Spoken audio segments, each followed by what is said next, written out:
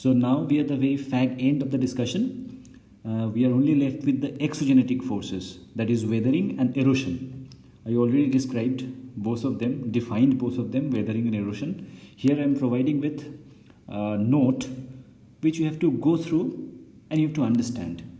This note is very beautiful because this is a physical weathering, and physical weathering has several types like granular disintegration, exfoliation, block separation, etc. And they're very beautifully defined. And I would request you to go through this and mug up these things. While mugging up, you will understand the beauty of geography as an optional, because these are all weathering like granular disintegration, exfoliation, block separation, shattering, frost action, mass wasting, but there are differences which are underlined in green. For example, if I tell you this thing, that granular disintegration. See, granular disintegration, when you are going to define, you have to write that this involves coarse minerals. If you close your eyes and try to think that what is granule. Granule is something made up of coarse materials. It may be a stone, stony nature, right? Which will disintegrate grain by grain. That's why it is called granular disintegration. But when you're reading about exfoliation, there is something called layer by layer. While reading exfoliation, you just remember the example of onion, the way you peel an onion layer by layer. When stone will disintegrate that way, it is called exfoliation. Third one is block separation. Block separation, I have made one picture here. The rock that will have this kind of square blocks will get disintegrated along the joints in blocks only. So this is block separation. So try to incorporate these keywords while writing your geography answer, and it will stand out. It will be a beautiful answer. Then see, there is something called shattering. In case of shattering, the pieces will be angular pieces. Okay? The previous one was blockwise, square blocks, and this is angular. So that makes shattering different. Then you read about frost action. The name suggests that frost action will take place in cold climate. And there is something called mass wasting after that. Mass wasting again will have several divisions. See, talus cone, earth flow, landslide, soil creep, mud flow. Everything is different from the other. And you have to get to those differences to make your answer look like geography. Let me explain the talus cone. Talus cone is something like when the mechanical weathering will take place high above the mountain, and the disintegrated material will roll down the surface of the mountain and will form a particular cone at the foothills of the mountain. These are the foothills, okay? Those will be called talus cone. And you have to remember, this angle must be around 35 degree to form the talus cones. If this angle is 90 degree, that is a very steep scarp, a steep mountain slope, there will be no talus cone. The angle of inclination have to be 35 degree. Okay. See, these keywords will make you look like a geographer, although you are not a geographer. Then there is something called earth flow. People will confuse this earth flow with this mud flow concept. So I will explain this to you. Earth flow is something which will happen in humid climate. Okay. So is mud flow. Mud flow and earth flow both will happen in humid climate. Then what is the difference? Difference number one. Earth flow is very less harmful. It is something like when watery mud, watery soil will come down through the steep slopes, the mass of soil saturated with water will come down through the slopes. Overburden or weak bedrock may slide down slope during a period of few hours. So this will take few hours. Hence earth flow is very slow. Right? So it is less harmful. But if you read about mud flow, you will see two differences. Number one, it will happen in the area of sparse vegetation.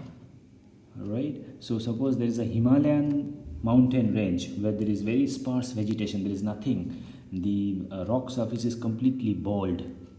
And if there sudden flow of water comes, like there is a sudden rainfall, cloudburst. You have heard these names in newspapers. Then that will create mud flow. What is mud flow? Read here. Due to sudden rain, the muddy character on its journey downslope, as it follows the stream course, it gets thicker and thicker until it becomes so overburdened as to come to a stop. It may carry huge boulders on its way. Such mud flows can cause massive loss of life. So earth flow was slower. It takes hours and it can happen in a place where there are a lot of trees, that is vegetation. But mud flow will happen in a sparse vegetative area, and this mud flow will be sudden, quicker, faster, and it will carry boulders and stones along its way, and it can obliterate and destroy villages. Okay, read it once again, you will understand. Now there is solifluction. You read, you will understand what is solifluction. And after that, we are left with chemical weathering and biological weathering. These are very easy. I'm not reading. You read it on your own. You will understand. And after this, we'll move to the third part, that is origin and evolution of the Earth's crust, which is a very important chapter. Let's go towards that. So now let us concentrate fully, because we are trying to get along with the concept which will stay with us all through the geomorphology, because the origin and evolution of the Earth's crust is very fundamental to understanding all the geological activities, be it origin of earthquake, the tsunami, or maybe the volcanic arcs, or if you go behind the continental drift theory of Wegener, or the plate tectonic theory. Everything will be understood through this Earth's crustal systems. Okay, so before starting that, I have given you a picture. This is a nebula.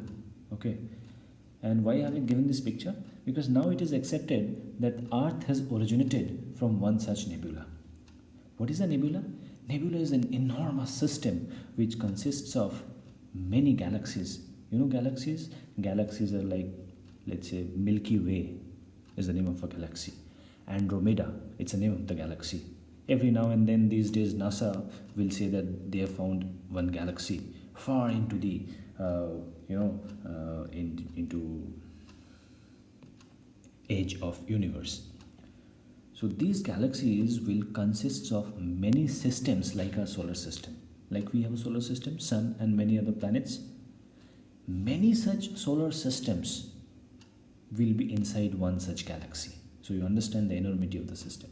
So now it is believed that our solar system has come from one such nebula. Now let us see what is written here. I have written that if you want to know, the question is how Earth's crust was formed. But if you go back a little bit and if you want to know that how Mother Earth was formed, so there are few hypotheses.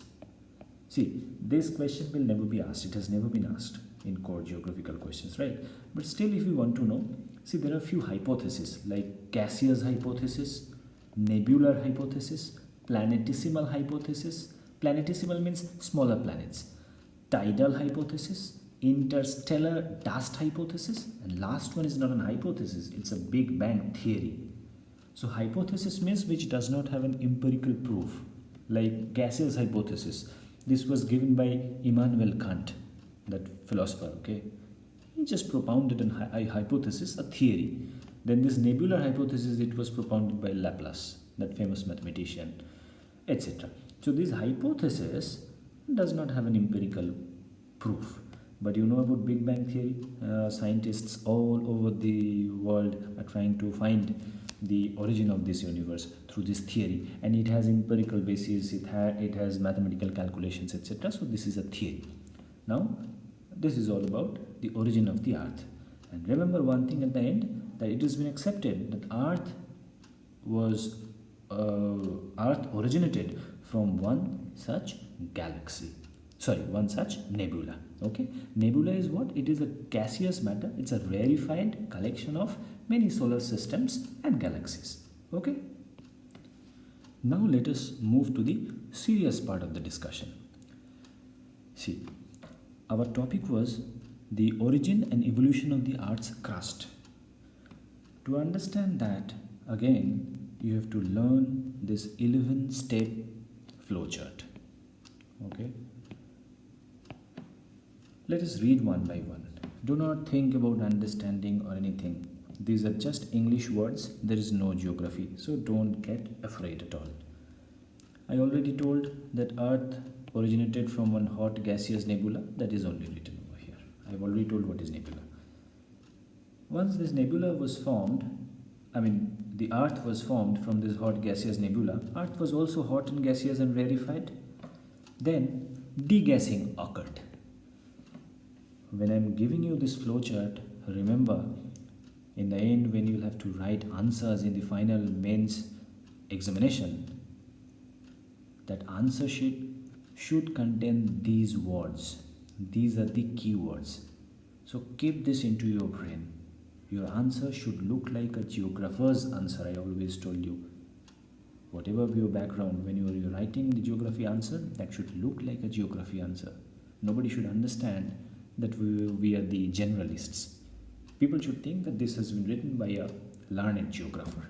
So for that, you should use these terms. Degassing. I will explain what it is. The third part is formation of primitive atmosphere. Right?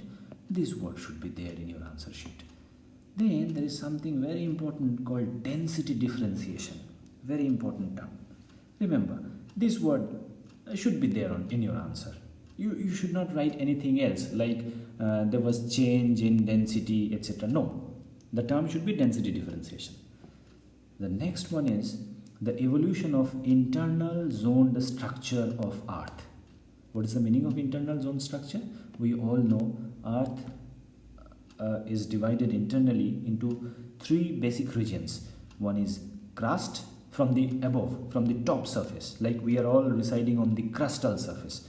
So crust, उसके नीचे mantle and उसके नीचे core. ठीक है, तो crust, mantle and core. These are the three internal zoned structure. Okay. Then comes the primitive thin crustal plate evolution. Once this internal zone structure occurred, the primitive thin crustal plates originated. How it originated, I will explain. I am now giving you the keywords. After you develop these plates, never forget to write this convection current and diverging arm. Okay, these words must be there in your answer. Convection current and diverging arm. I'll explain what it is later. After this diverging arm of convection current comes, breaking down of the primitive crust occurs. Okay. After this, another term must be new to you. This is called Bowen series or Bowen series, whatever you say. You remembered this now, Bowen series. And after Bowen series takes place, this is a chemical reaction. When this chemical reaction of Bowen series takes place, new basaltic oceanic crust emerges. New basaltic oceanic crust emerges. This word should be there in your answer sheet.